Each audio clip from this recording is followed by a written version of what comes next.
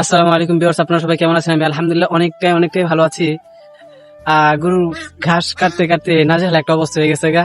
এখন চিন্তা ভাবনা করতেছি যে ঘাস কাটার পাশাপাশি কোনো কিছু করা যায়, অর্থাৎ আমরা যে ধানগুলো লাগাইছি, ধানের যে এই আগগুলো কাটার পরে এই যে দেখছেন না ধান, এখন কিন্তু বৈশাখ শুরু হয়ে গেছে আমাদের অঞ্চলে।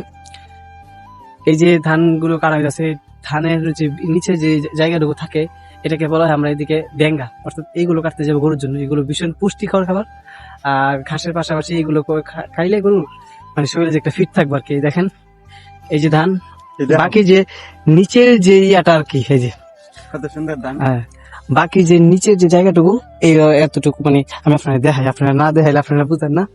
এই যে মনে করি এতটুকু না, এতটুকু এই যে নিচের জায়গাটুকু, এই যে নিচের যে জায়গাটুকু আছে না, ওইটা গুলো কাটা হয় এই আর কি। তো আপনারা দেখতে থাকেন ভিডিওটা এবং পাশে থাকেন। হতাশ হওয়া যাবে, নিরাশ হওয়া যাবে, হাল ছাড়া যাবে। আবার বলেন, হতাশ হওয়া যাবে, নিরাশ হওয়া যাবে, হাল ছাড়া যাবে। ভরসা রাখতে হবে। ভরসা রাখতে হবে কার উপর? চিল্লায় বলেন কার উপর?